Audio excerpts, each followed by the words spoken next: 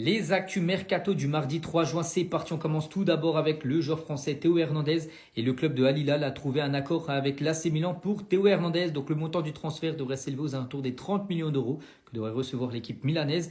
Et le club saoudien propose un salaire de 15 millions d'euros net pour le joueur français, alors que lui en veut 20 millions d'euros. Donc on est très proche d'un accord. Un autre joueur français de l'AC Milan également pourrait partir également. Il s'agit de Mike Maignan parce que Chelsea, les gars, a approché l'AC Milan pour signer Mike Maignan. Le gardien n'a toujours pas signé de nouveau contrat avec le club milanais, donc il est en fin de contrat dans un an, en 2026. Donc les clubs sont en pourparlers et la décision reviendra à l'AC Milan. Des nouvelles également concernant Rudiger, et Rudiger se rapproche d'une prolongation de contrat du côté du Real Madrid, malgré l'intérêt de clubs saoudiens qui souhaiteraient l'avoir. Le défenseur allemand devrait poursuivre l'aventure du côté du Real Madrid. Et on finit aujourd'hui avec le joueur néerlandais Noah Lang, donc très bon joueur, donc il évolue du côté du PSV. Et Noah Lang est visé par l'Olympique de Marseille au vu de la saison prochaine en Champions League. Donc le PSV évalue son joueur à 30 millions d'euros. Donc Perisic intéresse également le club marseillais. Les actus mercato du mardi 3 juin, c'est parti. On commence tout d'abord avec Sancho. Et on apprend aujourd'hui que Jadon Sancho va quitter Chelsea le 30 juin prochain. N'oubliez pas qu'il appartient à Manchester United. Il a été prêté à Chelsea. Donc les Blues et le joueur n'ont pas trouvé d'accord sur les conditions personnelles pour un transfert définitif. Donc Chelsea va payer à peu près 5 millions d'euros à Manchester United pour mettre fin au prêt. Et du coup, il va retourner à Manchester. Et Manchester, les gars, n'a pas le projet de le garder. Donc il devrait de nouveau partir, Sancho. Des nouvelles cette fois-ci concernant le nouveau champion d'Europe, bien sûr. Il s'agit du Sud-Coréen Kang In-hee. Il devrait quitter quand même l'équipe parisienne. Naples cible de nouveau Kang In-hee. Déjà courtisé en 2024, le Sud-Coréen plaît toujours aux Napolitains. Le joueur est très ouvert à quitter bien sûr Paris vu qu'il ne joue plus du tout. Le PSG attendrait environ 40 millions d'euros pour lâcher l'ancien joueur de Majorque. Des nouvelles également concernant Jonathan David, qui est en fin de contrat, donc le 30 juin prochain, dans 27 jours. Il va quitter Lille. Et la Juventus Turin travaille toujours pour une arrivée libre de Jonathan David, donc lors du prochain mercato. Et on finit aujourd'hui avec Luis Enrique, donc le joueur de l'Olympique de Marseille, devrait s'engager certainement aujourd'hui officiellement du côté de l'Inter Milan. Donc on parle d'un transfert aux alentours des 25 millions d'euros. Et il pourrait jouer la Coupe du Monde des clubs avec l'Inter. Les actus mercato du mardi 3 juin, c'est parti. On commence tout d'abord avec le gardien espagnol Juan Garcia.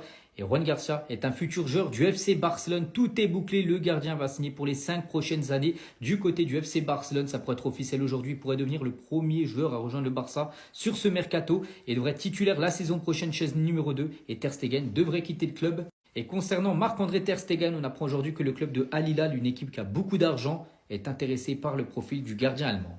Des nouvelles également concernant Rasmus Højlund, donc l'attaquant de Manchester United. Il devrait partir, les gars, on l'annonce beaucoup du côté de l'Inter Milan. Et pour le remplacer du côté de Manchester United, donc les Red Devils ciblent le champion d'Europe, Gonzalo Ramos. Donc Manchester a l'opportunité de signer Gonzalo Ramos. Le PSG l'a informé qu'il pouvait quitter le club cet été et a discuté avec des clubs européens et saoudiens, bien sûr, concernant le futur de Ramos. Et Manchester est intéressé. Et on finit aujourd'hui, les gars, avec Chelsea qui compte sur Mamadou Sarr pour la Coupe du Monde des clubs. Donc le défenseur central de Strasbourg va s'engager avec les Blues qui souhaitent l'intégrer pour la compétition. Donc un prêt à Strasbourg cet été reste possible.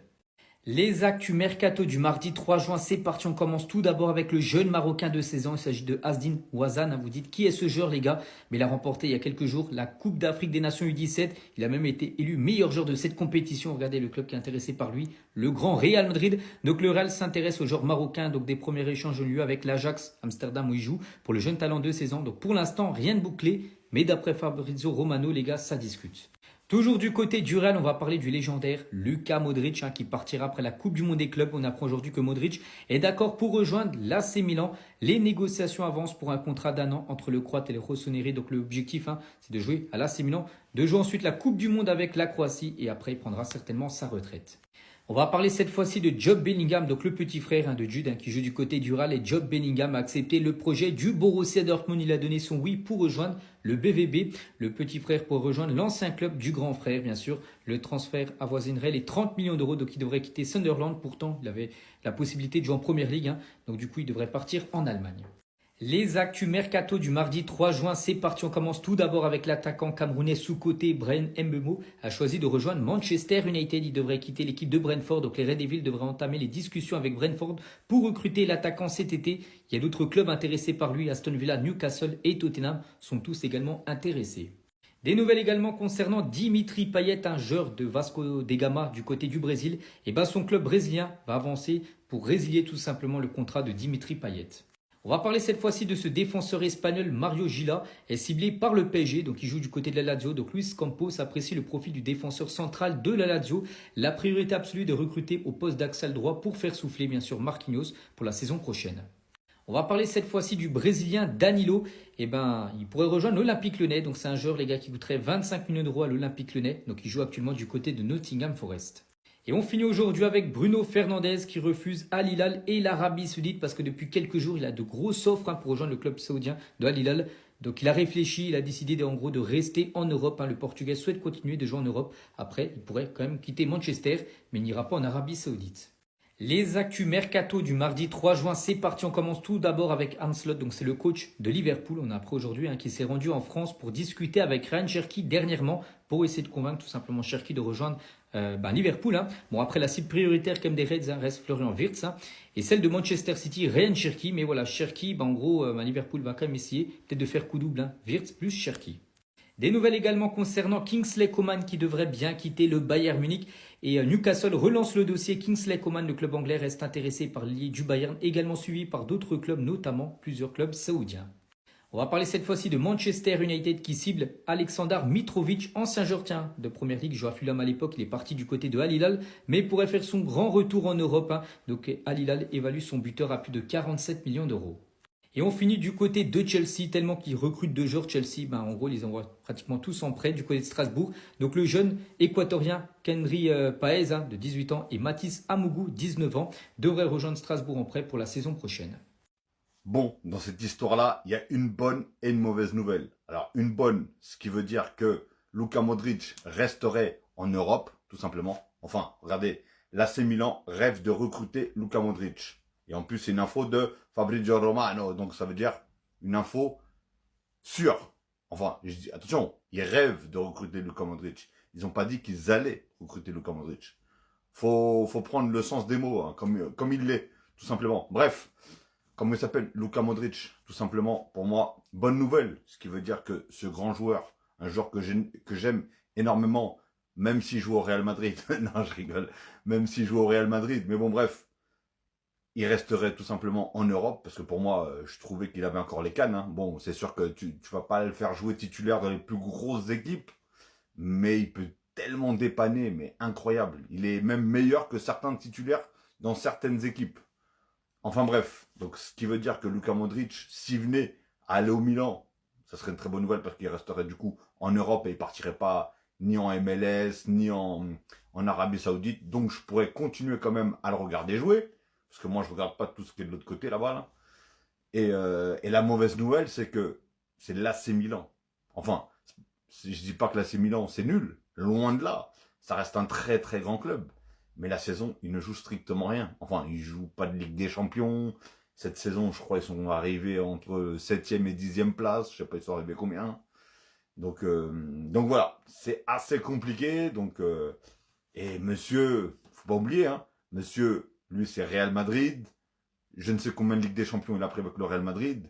Donc je pense que ça le ferait bizarre d'aller dans un club où il ne joue pas la Ligue des Champions la saison prochaine. Donc dites-moi dans les commentaires tout simplement, est-ce que pour vous, c'est un bon club pour lui? Est-ce que pour vous, il devrait aller tout simplement au Milan AC? Ou tout simplement pour vous, il mérite d'aller en MLS en MLS ou en Arabie Saoudite, tout simplement pour prendre son pognon et s'installer et prendre une bonne retraite, tout simplement.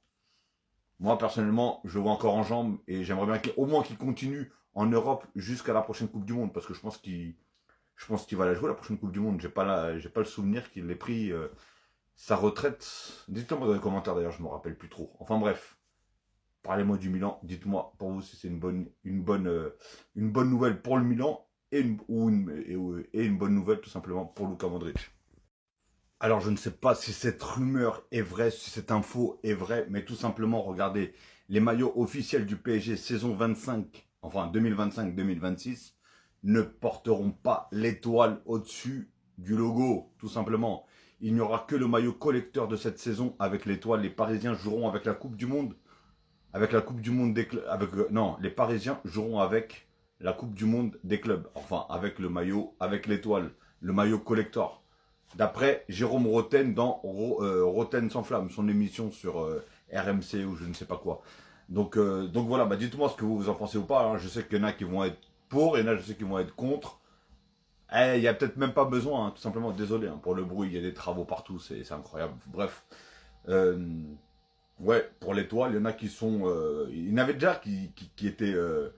En gros, qui disaient on s'en fout qui est l'étoile ou pas, on n'a pas besoin de le montrer, on sait qu'on l'a, en tout cas, tout simplement. Et c'est vrai.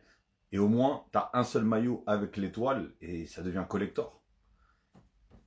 Tout simplement. Donc dites-moi pour vous, est-ce que c'est une bonne ou une mauvaise nouvelle, tout simplement, cette histoire de logo par rapport au maillot de la saison 2025-2026, qui n'est pas tout simplement l'étoile. En plus, très belle étoile, hein. Ça fait comme la Tour Eiffel, etc. Franchement, magnifique. Très très bonne idée. Bah dites-moi d'ailleurs ce que vous en pensez de l'étoile. Vous la trouvez belle ou pas? Ça, c'est de la vraie étoile.